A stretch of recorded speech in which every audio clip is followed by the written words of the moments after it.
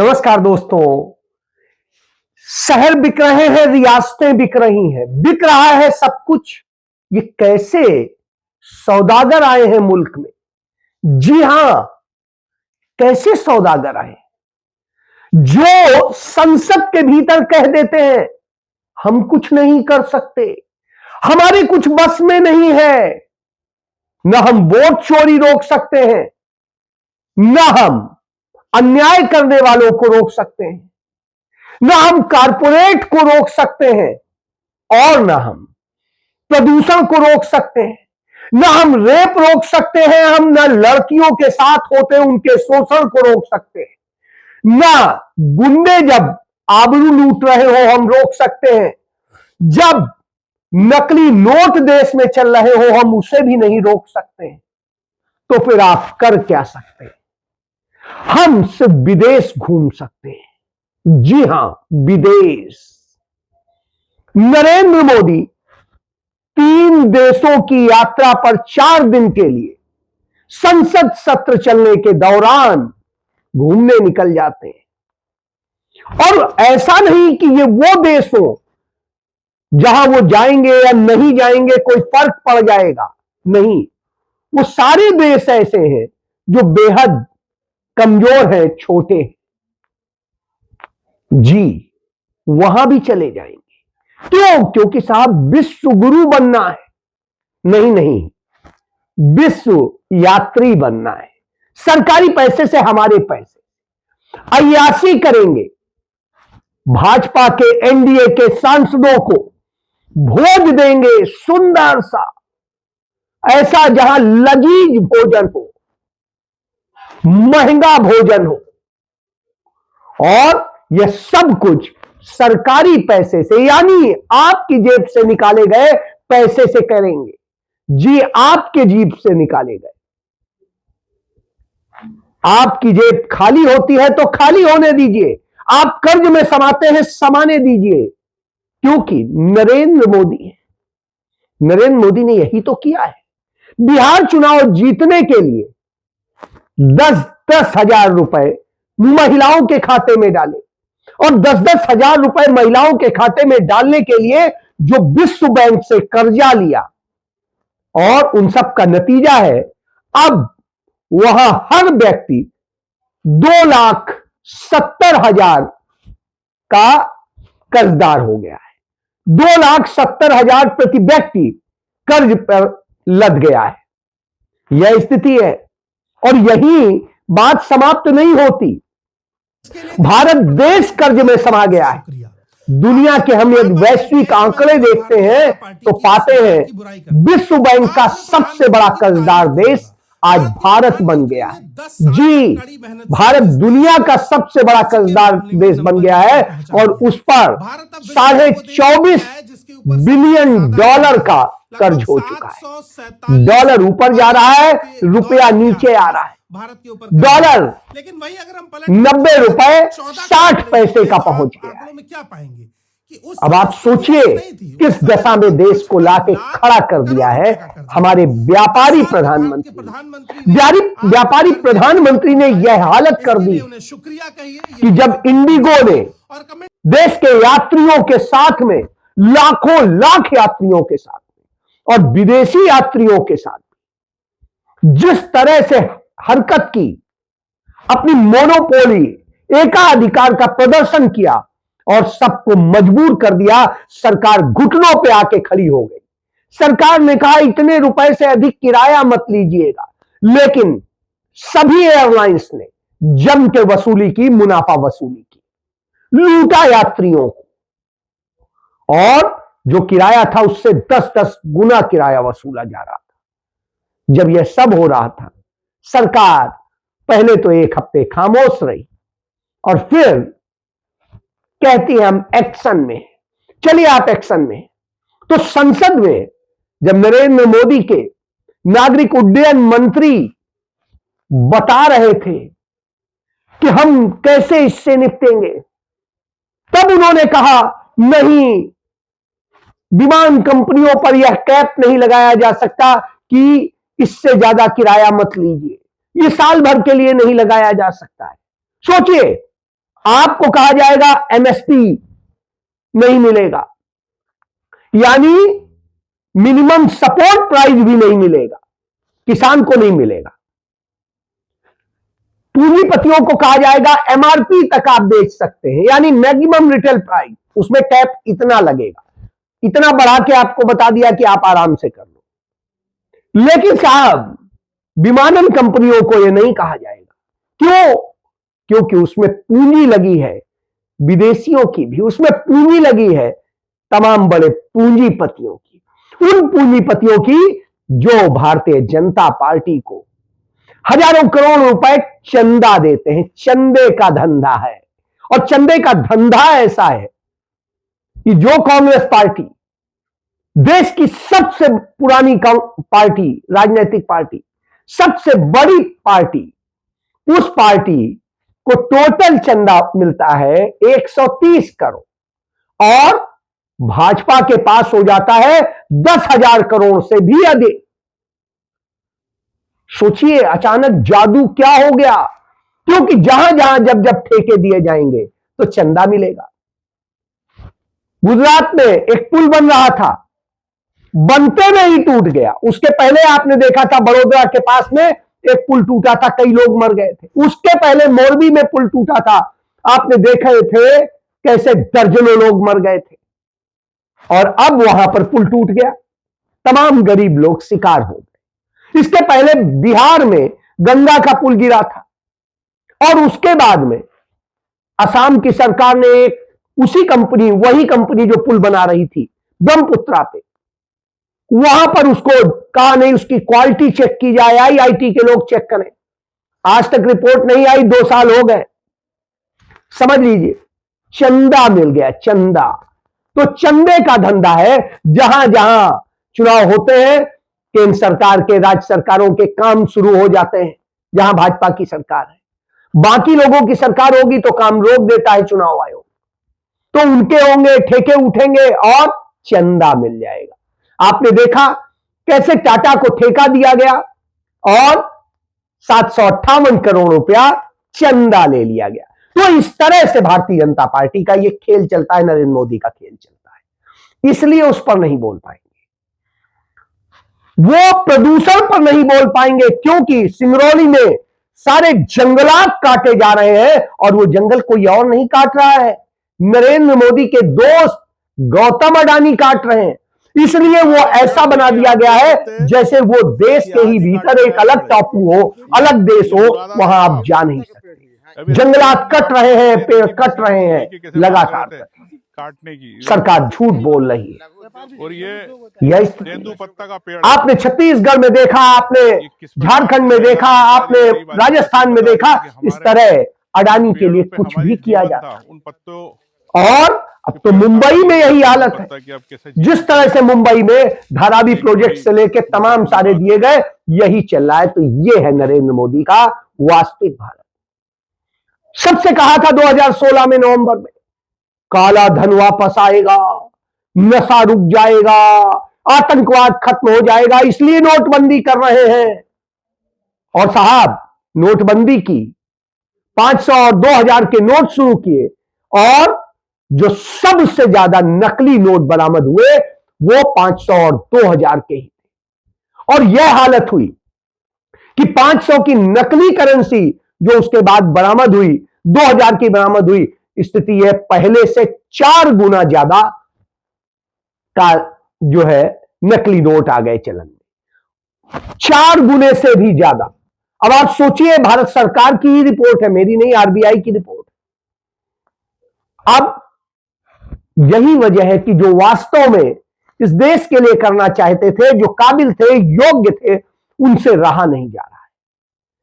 पिछले 11 साल के भीतर इस देश के तकरीबन 20 लाख लोग, तकरीबन 20 लाख लोग देश छोड़ दिए, और उसके अलावा जिनकी नागरिकता अब भारत से जिन्होंने खत्म करके दूसरे देशों की ले ली है, वैसे लोगों की संख्या 18 लाख है।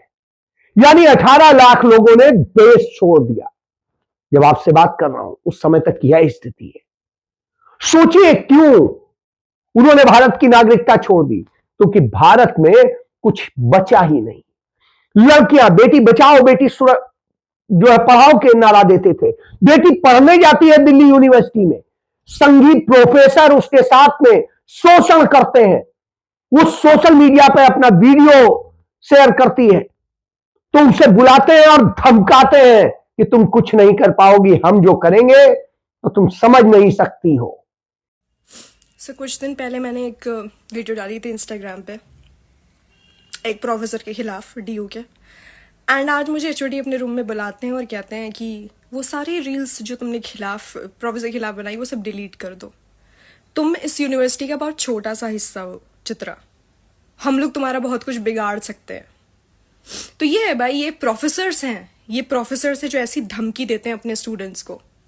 इस तरीके के प्रोफेसर्स हैं डीयू के अंदर, एंड इसीलिए इन लोगों ने मेरा एडमिट कार्ड मुझे नहीं दिया था।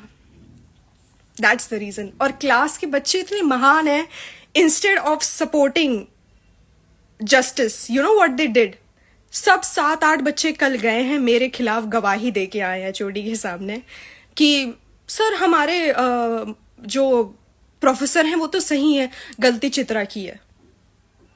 40-40 नंबर इंटरनल असेसमेंट के लिए बिक गए सारे बच्चे। ये है DU. Welcome to DU, Delhi university. ये डीयू है। जितने भी लोग जो आज ये वीडियो देख रहे हैं उन्हें मैं एक चीज कहना चाहूंगी कि डीयू का जो एक आई थिंक स्टेटस था सोसाइटी के अंदर, एक जो रिस्पेक्ट थी वो खत्म हो चुकी है। कुछ नहीं है डीयू अब। एक गुंडों के द्वारा ये यूनिवर्सिटी चलाई जाती है। यूनिवर्सिटी में प्रोफेसर्स बच्चों को नंबर देते हैं कि आप उनके रूम में कितनी बार जाके बैठेंगे तो उस बेसिस पे आपको नंबर मिलेंगे। और आज भी ये एचओडी मुझसे कह रहा था कि जिस प्रोफेसर के खिलाफ तुमने वीडियो बनाई है उस प्रोफेसर के रूम में जाओ, उस प्रोफेसर के रूम में जाओ और उससे बात करो। मैंने एचओडी से कहा कि मैं उस प्रोफेसर के रूम में नहीं जाऊंगी। मैंने इस यूनिवर्सिटी के अंदर अपने बलबूते पर, अपनी टैलेंट पे, अपनी मेहनत पे एडमिशन लिया है। मैं किसी प्रोफेसर के रूम में नहीं जाऊंगी, मैं भीख नहीं मांगूंगी और मैं उन रील्स को बिल्कुल भी डिलीट नहीं करूंगी। वो सच है, सच है जो मेरे साथ हुआ है, सच। और सच कभी भी समाज से खत्म नहीं हो सकता और सच किसी से नहीं डरता। And I don't fear anyone. लेकिन कोई सुनने वाला नहीं है, कोई करने वाला नहीं है। इतना सबके बाद वो धमका रहा है। मेरठ में रामराज्य है, बुलडोजर बाबा का राज है और वहां यह स्थिति होती है। सरे बाजार में एक व्यापारी की बहन के साथ में गुंडे छेड़छाड़ करते हैं, बदतमीजी करते हैं और न जाने क्या क्या करते हैं। यह स्थिति है। नकली नशे वाली दवाएं बेचने का काम एक ठाकुर का कुआं कहते हैं, ठाकुर सिपाही जो बर्खास्त हुआ सिपाही है, वो धंधा चलाता है और नकली जहरीली कफ सिरप बेच करके इस देश के भी लोगों को एडिक्ट बनाता है, देश के बाहर भी भारत का नाम लजवाता है। और उसकी आलीशान कोठी आप कल्पना से परे होगा। अब उसके यहां ईडी तक पहुंची है जब सब कुछ हो गया, नहीं तो अभी तक देख नहीं रही थी। क्यों? क्योंकि वो भाजपा समर्थित सांसद विधायक को पैसा दे रहा था, जी, धनंजय सिंह के साथ। सोच सकते हैं। तो साहब, ठाकुर साहब मुख्यमंत्री हैं और ठाकुर साहब का ये। तो यह स्थिति है उत्तर प्रदेश में आदित्यनाथ के राज्य में। तो इस तरह की स्थितियां हैं और इस तरह की स्थितियां सिर्फ इतने में ही सीमित नहीं होती। जहां भाजपा के राज है, सबसे ज्यादा देश के अंदर प्रदूषण वही है, क्योंकि सारे गलत काम जिनसे प्रदूषण फैलता है यही लोग करते और करवाते हैं। उसी का नतीजा है दिल्ली प्रदूषण से तबाह है और दिल्ली के अलावा बाकी राज्य तबाह हो रहे हैं। लगातार ये तबाही मची है। तब संसद के भीतर नेता प्रतिपक्ष राहुल गांधी कहते हैं वैसे तो यह काम प्रधानमंत्री को करना चाहिए, प्रधानमंत्री नहीं कर पाए। राहुल गांधी कहते हैं बच्चों का भविष्य खराब हो रहा है, देश बर्बाद हो रहा है, तमाम लोग संकट में हैं, बीमार हो रहे हैं, कैंसर हो रहा है। सिर्फ इस प्रदूषण के कारण। इसलिए इस पे कोई वो नहीं होना चाहिए। हम पूरा साथ देंगे सरकार का। सरकार देश के सभी जिलों के वहां की आवश्यकता के अनुसार प्लानिंग बनाए, दीर्घकालिक प्लानिंग बनाए और इस समस्या का समाधान करे। जी हां, इस पे कोई आरोप प्रत्यारोप नहीं, सीधे कार्रवाई, और हम साथ खड़े। यह काम प्रधानमंत्री को करना था, लेकिन नहीं किया। राष्ट्रपति भी नहीं बोली, नहीं, बस बहुत हो चुका, अब रोकिए। नहीं नहीं, न गंगा साफ हुई, न यमुना साफ हुई, हवा और गंदी हो गई, और दिल्ली दुनिया की सबसे प्रदूषित राजधानी हो। यही सब कुछ नहीं रोकना है। तमाम सारी चीजें, नफरत फैलाने के खेल तब भी चल रहे हो। संसद के अंदर बहस हुई नफरत फैलाने के। राहुल गांधी ने मुंहतोड़ जवाब दिया एसआईआर पे, चुनाव सुधार के नाम पे जो खेल हो रहा है, और उसके बाद चुनौती दे दी अमित शाह को कि आइए डिबेट करिए। लेकिन हिम्मत कहां है? ये चड्डी गैंग की हिम्मत तो होती नहीं, तो वो नहीं कर पाए। प्रियंका गांधी ने वंदे मातरम पर उनके धागे खोल दिए। राहुल गांधी ने कहा हमने संसद के अंदर धज्जियां उड़ा दी। हिम्मत नहीं हुई, घबराए हुए हैं, डरे हुए हैं, तो भागे भूल। एसआईआर पे तो एक्रिमोनियस चर्चा हुई, और मुझे तो काफी अच्छा लगा, क्योंकि दोनों डिबेट्स में हमने मतलब धज्जियां उड़ा दी उनकी। आपने अमित शाह को देखा होगा, डिस्टर्ब, गाली तक दे दी सदन में, तो मेंटली डिस्टर्ब थे, प्रेशर में थे, और उसका रीजन है क्योंकि वो वोट चोरी में मतलब पूरा का पूरा ढांचा इन्वॉल्व है, वो तो पूरा देश जानता है। तब कांग्रेस पार्टी संसद से सड़क तक की लड़ाई वोट चोरी के खिलाफ शुरू कर चुकी है। देश के तमाम राज्यों में यूथ कांग्रेस इसके लिए कार्यक्रम चला रही है, और अब 14 तारीख को, 14 दिसंबर को 1 बजे रामलीला मैदान में राहुल गांधी के नेतृत्व में लाखों लोगों का हुजूम उमड़ेगा, और वो कह देगा, ऐलान करेगा कि नरेंद्र मोदी चुनाव आयोग, तुम जो ये हरकत कर रहे हो, ये आगे रही तो हम तुम्हें सबक सिखाएंगे, और जो सबक सिखाएंगे तुम्हें कोई रास्ता नहीं मिलेगा। जी हां, कोई रास्ता नहीं मिलेगा। वोट चोर पकड़ा गया है, उसकी शिनाख्त हो चुकी है, वो रंगे हाथों चोरी करते हुए पकड़ा गया।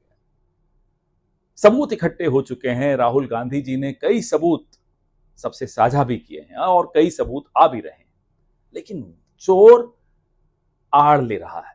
चोर बचने की फिराक में है, चोर बच के भागना चाहता है। चोर इतना बौखलाया हुआ है कि गृह मंत्री संसद में गाली गलौज पे उतर आए हैं। चोर इतना बौखलाया हुआ है कि प्रधानमंत्री वंदे मातरम जैसे एक पवित्र गीत पर बहस करवाने लगे, अनर्गल बहस कराने लगे। ये इन सवालों से बचने की साजिश है। जो सवाल हम चुनाव आयोग, जो ज्ञानेश कुमार गुप्ता का एक वोट रैकेट चल रहा है, उसके खिलाफ हमने जो सवाल पूछे, लोगों के मन में एक दहशत है। दहशत इसलिए है कि लोग जानते हैं कि उनकी आंखों के सामने, उनकी नाक के नीचे जो हो रहा है वो सबको दिख रहा है। लोकतंत्र की हत्या हो रही है, और नरेंद्र मोदी के, अमित शाह के और ज्ञानेश गुप्ता के हाथ लोकतंत्र के खून से रंगे हुए हैं। रामलीला मैदान में 14 तारीख यानी कि कल पूरे देश से जागरूक लोग इकट्ठे हो रहे हैं, वोट चोर के खिलाफ अपनी आवाज बुलंद करने के लिए इकट्ठे हो रहे हैं। आइए, भारी संख्या में रामलीला मैदान में आइए, चोर को भागने नहीं देना। और इसका एक उदाहरण राजस्थान के हनुमानगढ़ में दिखा दिया। कांग्रेस के लोगों ने किसानों के साथ मिलकर के जबरदस्ती एथेनॉल की फैक्ट्री लगा के किसानों के साथ में अन्याय हो रहा था, बर्बाद किया जा रहा था। किसानों ने अपने ट्रैक्टर से उस एथेनॉल फैक्ट्री की पूरी दीवारें तोड़ दी और कहा यह सब नहीं चलेगा। जो ड्रामा तुमने कर लिया अडानी की जो पावर स्टेशन बना के गोड्डा में, वो अब यहां नहीं चलेगा। यहां कोई ऐसा खेल नहीं होगा। घबराहट है, डर दिखाई दे रहा है, तो डरे हुए नरेंद्र मोदी विदेश यात्रा पे भाग गए। जी, यह है, तो यह राहुल गांधी की ताकत है। हर चीज पर्दे से बाहर है, सोचना समझना आपको। जी, जय हिंद।